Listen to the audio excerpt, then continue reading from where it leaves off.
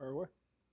So Clark Harris just said that he's going to be seeking a second opinion, but can you just give us an update on what you expect from that and then your plans with long snapper moving forward? Yeah, we would move up Cal. That's probably the path that is going to end up going. He'll get the second opinion, but we'll just see how we need to treat that biceps. At this point, do you expect him back any point this year? Hard to know. That could be a 4-month deal. That's at the end of the season, so we'd have to play it by ear. Any update on T? Just in concussion protocol. The conversations are encouraging, but again, the protocol's a little bit unpredictable. You just got to take it day to day. When's the soonest he could be clear? We'll just take it day to day and figure out when he can get back out there. Zach, how much of today is spent going back over game management, game situations, and learning going forward? Yeah, we handled that this morning. As a staff, that's pretty clear the areas we could be better. And, there were some situations, obviously, you'd like to have back that I thought I could have handled better. And so you got to make those improvements and be ready to move on, and so they don't bite you again if they come up. What were your impressions of the offensive line, particularly with the pass blocking? You know what? I mean, people are going to write the stories about the sacks because we had a lot of them, and until we don't have them, that should be the story. I get it. That's part of it. But I thought the offensive line did a nice job. You look at 6 sacks, everybody's involved. Some of them are free rushers that aren't their responsibility. Sometimes it's the back, sometimes the quarterback, sometimes it's the line. So sometimes it's me putting us in a bad position. So, again, we got to get it cleaned up to where we're not taking 6 sacks in a game. But I thought that they showed some really encouraging things, that we know it's a good defensive line. We know it's a good defense. They pressure a lot. They got good guys that can pressure. And I thought that they gave us a chance to win, and it's something to build off of and continue to improve there. How much did you, along those lines, see them ascend even over the course of the game? Did you feel like once they kind of got a few drives under their belts, you saw the level go up even? Not really. I thought from the jump, the first one is a tough matchup on the first play of the game. The play got extended a little bit, and that's a tough go of it for Cordell there. And then from there, I thought guys really settled in pretty quick. There's about a one-off maybe at each spot over the course of the game, but I wouldn't say that it was a settling in. I thought those guys, a lot of them played pretty good from the get-go. One of the biggest areas you stressed this offseason that you want to be better in was the red zone. Mm-hmm. Going 2 for 5. How disappointing was that? And when you went down and broke down film of those trips, what was the biggest thing that you realized was why you guys weren't able to be effective down there? Well, one of them we kicked on third down, obviously, and so that's going to go down as a no-point red zone. That's tough. And conservative is not the word I would use there. We were trying to throw a naked and get some yards, and Minka played it pretty well, and then we decided to kick on third down. One of them we scored on had I just slowed it down and realized there was a touchdown there instead of a possible incompletion. So you slow down, you score there. So there's 4 or 5, and then so we'll just continue to hone in on it. I know we spent a lot of snaps down there. Again, it's a good red zone defense. They're physical inside. They do a good job up front. They play some different personnel packages that give you some problems that you got to adjust to. So those were a couple of ways we can improve. You spoke yesterday about aggressive quarterback play. What's the unique challenge of being aggressive against a defense that was using their safeties like the Steelers were, kind of up the field in coverage? Can you say that one more time? The Steelers obviously playing their safeties over the top. What's the challenge of being aggressive against that style? I got you. So more cover 2. When teams are going to play more cover 2, which we can see, there's patience that's involved there. There's opportunities there to get the ball down the field with the right calls. But at the same time, I thought really in the second half, Joe did a really nice job just being patient, taking the check downs. You saw Mixon get a lot of catches. Samaje, Hayden Hurst had a big third down on, I think it was a 3rd and 7 that he converted there on a check down. So that's part of it. It's sometimes if you don't have the right call into cover 2, then you got to trust your quarterback to be patient, check it down. I thought Joe did a really good job of that. That allowed us to have a lot of plays, quite honestly, and just didn't score enough points. Is that a good sign, kind of, that Joe was able to recognize that? Sure. There's the adjustments that are going to take place in week 1 for all of us of what exactly we've seen from this team, where the pressure's coming from, what are the different coverage structures we're going to see over the course of the game, and you make your adjustments. And I thought we settled in well. We had the 4 turnovers in the first half, obviously, which isn't ideal, but we were still in the game. We felt like we were still in the game. Guys settled back, believed that. Gave ourselves opportunities to take leads. We just didn't quite get it done. You guys were building route concepts in the offseason. How much was it designed knowing that you were going to get a lot of cover 2 this year after what happened last year? Sure. We feel like we have a lot of that stuff in our bag anyway. So there's adjustments that we felt like we made as the game went. They did a good job Rolodexing their coverages, to where you can't always predict what you're going to get. So you got to have some things that beat all coverages. You can't just always attack one coverage. But again, I thought Joe did a good job being patient, taking the shots that were there, first cover two, and then checking the ball down when we didn't have the best play call. Did you say Rolodexing? Rolodex, like Yeah, roll like through right, yeah, coverages. Yeah. Yeah. Just flip it through. Yeah. Yeah. Higgins out, Thomas played most of the snaps. How happy with you? I think that was a career high for him. How Yeah. impressive his play during that's most of the Yeah, he made some plays for us.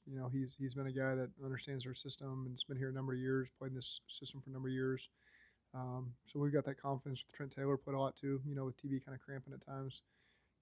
Samley Morgan, we feel comfortable if he has to jump in there too. So we feel good about the depth of our receivers, knowing what to do, making the plays when their number's called, and Joe's got trust in them. You talk about how you learn a lot about your team in week one. What did you Yeah. feel like you learned about your team yesterday? That they responded to adversity like I'd hoped they would, and no finger pointing when you're down.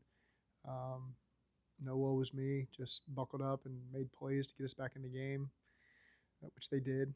And guys just kept trying to make one more play to help us win the game. And unfortunately, it just wasn't our day yesterday. But the fortunate thing is we got 6 days to get ready for the next one. And if we can find a way to get this win, we'll feel pretty good about it. Keep building on that. You got confidence in this locker room that it's a talented group. They've worked hard. It's important to them. Disappointed we didn't win, but they're ready to regroup and go after another one. And obviously, you don't think that Joe Burrow's not going to play games like that very often. What was your message to him, after the game or today, and in regards to the way that things went down yesterday? My communication with him is always just trying to prove anything that sometimes there's nothing between the two of us communication wise. Sometimes there might be a couple things just to talk through situationally. Again, I thought that he saw the game really well. However many interceptions we threw, 4 of them. One of them the defensive tackle got. One of them was a really good play by Cam Sutton down the middle of the field to TB. One of them was a 4th down play where he was being aggressive, trying to fit in a ball on 4th down because you got to throw it. You don't want to take an incompletion there. And then the second play of the game, I would probably is the one that he wants back the most. But again, we'll just continue to evolve there as an offense and weather the storm. When the turnovers do come, we don't want them. Defense pick us up, and create a few. I thought the defense played really solid all the way around. The one thing that was lacking was just taking the ball off the Steelers. Speaking of the defense, Dak's only playing 6 snaps. Was that opponent scheme based, or was it easing in? Yeah, there's always going to be packages he's involved in. Sometimes it's going to be more. Sometimes it'll be the same. So I think that's going to continue to evolve every week. The good problem that we have is we have a lot of really good players on defense that can play a lot of different roles. You're talking about Trey Flowers. You're talking about Akeem Davis-Gaither. You're talking about Dax Hill. So it's a good problem right now where we have depth. Different guys have different roles. Some guys' snap count sometimes will be up more than other games, but I feel like we're in a really good spot with our defensive personnel where we don't have to just manufacture opportunities just to say we manufacture opportunities. We're in a good spot. We got really good starters, and we got really good roles for our depth players. Yesterday and today, you mentioned that the one thing missing for defense was taking the ball away. Mhm. How close? What was missing from a turnover? Well, it wasn't due to lack of effort. You see some really good rips, good hammers from our defense. Close to getting our balls, our hands on some balls in the pass game. That really just missed. We just a little off target and we just couldn't quite get there. But I thought that it wasn't due to lack of effort. You can pull a lot of the plays out where I thought, man, we are really close to getting this ball away. Trey Hendrickson almost had one where he ran down Mitch on a 3rd down. I saw Logan Wilson on the trick play that they ran down to the 3-yard line. He's almost getting that ball out. So again, just keep hammering it. The talk we had before the game is really the Minnesota Vikings game last year. We won the turnover battle 1-0, and it was on the last defensive play of the game. So sometimes it doesn't matter when it comes. You just got to try to get it done. And we had faith that we'd get one eventually. Just didn't work out that way. Signed #1 rated long snapper in college football last year. You've got him on the practice squad, which is sometimes unusual to keep an extra one. Right. Feeling pretty blessed that he's available if Clark is. Yeah. That's the benefit of having 16 guys on the practice squad now is you got the luxury of being able to carry a guy like that made a really strong impression on us in college, made a strong impression on us in training camp. So now he gets this opportunity potentially, and we expect him to make the most of it. We got a lot of trust in him. Obviously, Clark was the veteran that we felt great about, but if Cal's number's called, we expect him to step up to the challenge. Zach, you mentioned Logan Wilson being close on that one play. Just overall,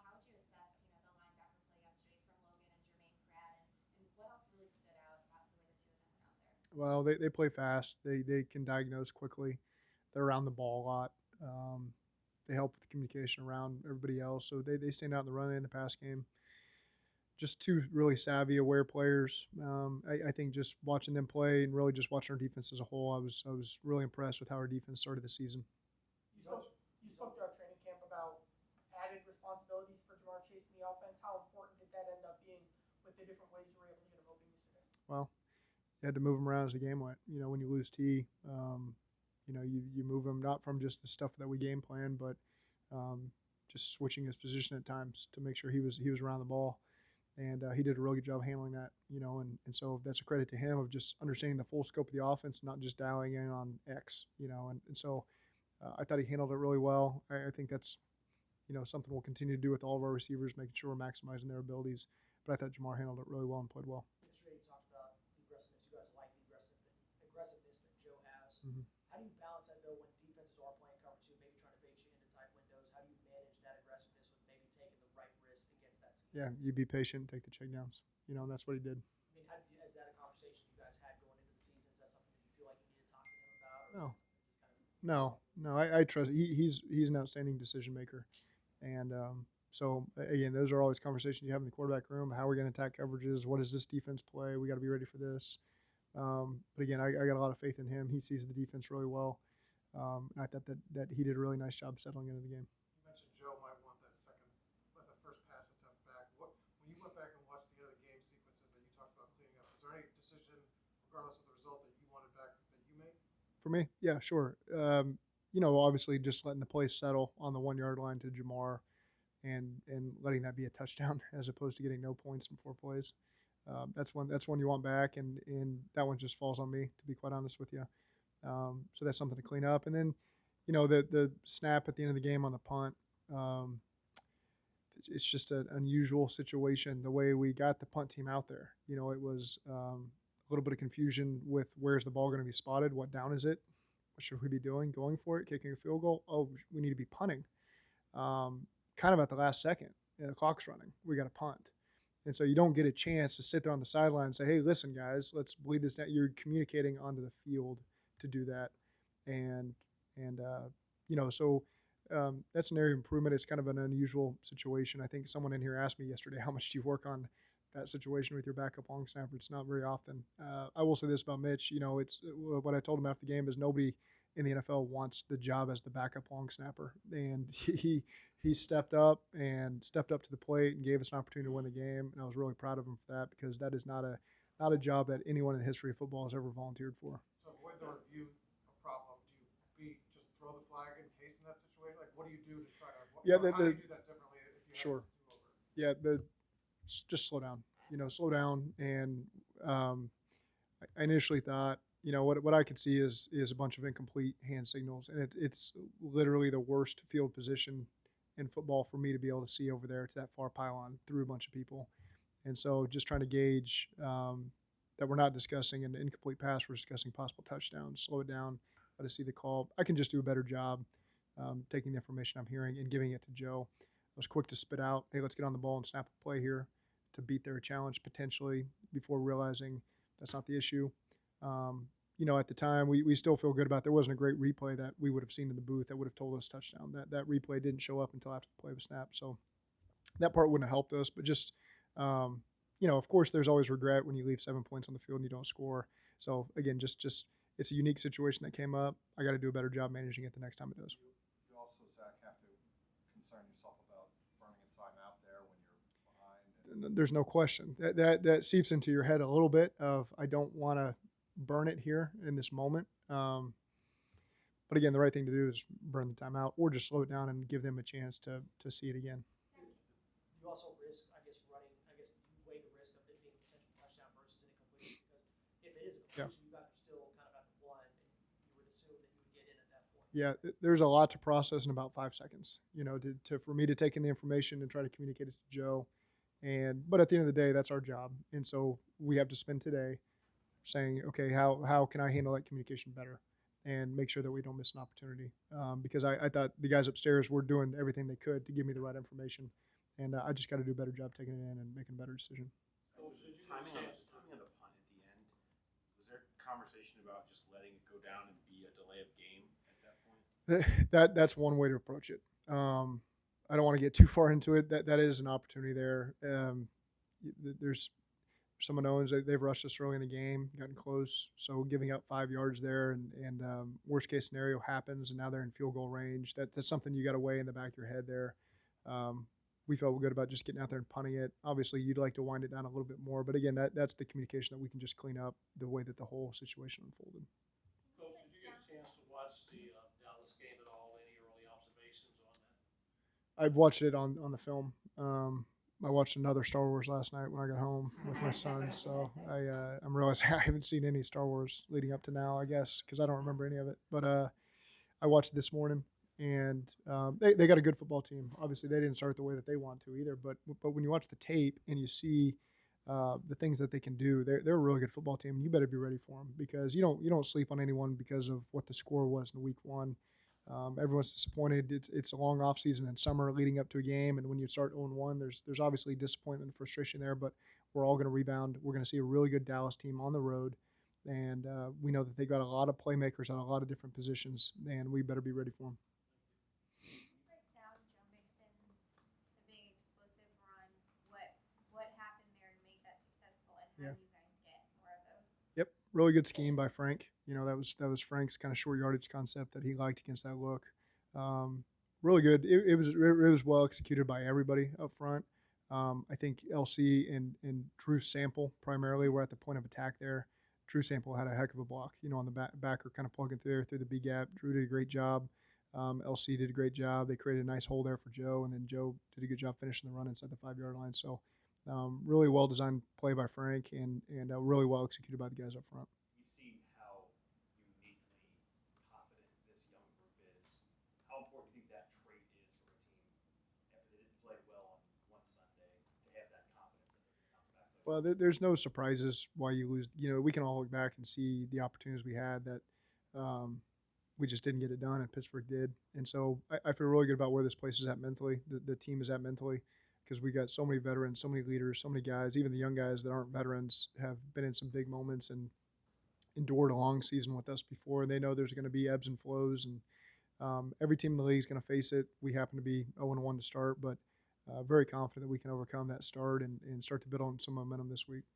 Kind of piggybacking on Kelsey's run question. I mean, that long run was nice, but the rest of them, you're under 2 yards per carry. I mean, is that a disappointing aspect of yesterday? You weren't able to get more in the rest of the run game? Yeah, they pressured a lot of our run looks. They do a good job up front too, and there was some 4-yard runs that we feel confident as we continue to go and clean some things up. We're going to be bigger. They're going to be 6 to 8 to 10.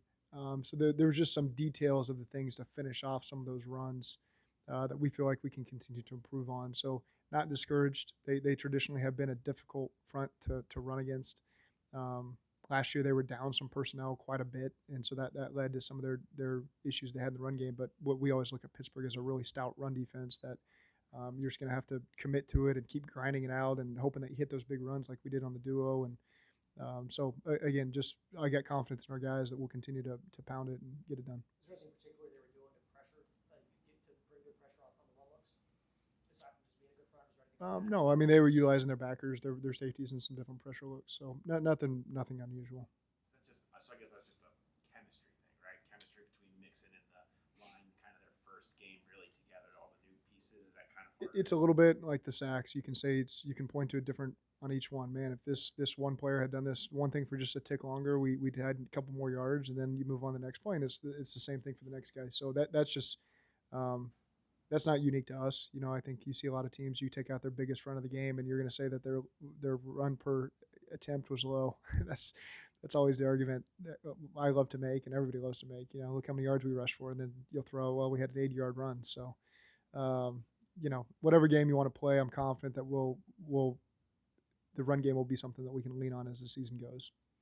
It's easy at first glance to look at Cordell Bolson losing in matchups against Cam Hayward and trying to make a decision on what he is. But how much do you factor in that Cam Hayward's probably one of the best defensive Yep. linemen? And how, from your evaluation, minus the sacks that he led up against Cam, how did you think Cordell did? I thought Cordell showed some real potential in that game. Again, his last two non-Bengals opponents have been two Hall of Famers, and Aaron Donald and Cam Hayward.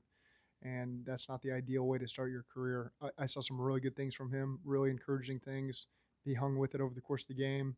So really, really encouraged by the job that Cordell did, and he's only going to continue to get better. All kidding aside, after a game like that, is Star Wars with your kids the best possible way to at least forget about it for a few It's a weeks? good way to attempt to. I can't say that I was totally locked in, but yeah, it was a good attempt. You're up to episode 2 now? This was the technically the fifth in the series, I guess. This was I Am Your Father. That scene did not go down how I would have thought it did at all.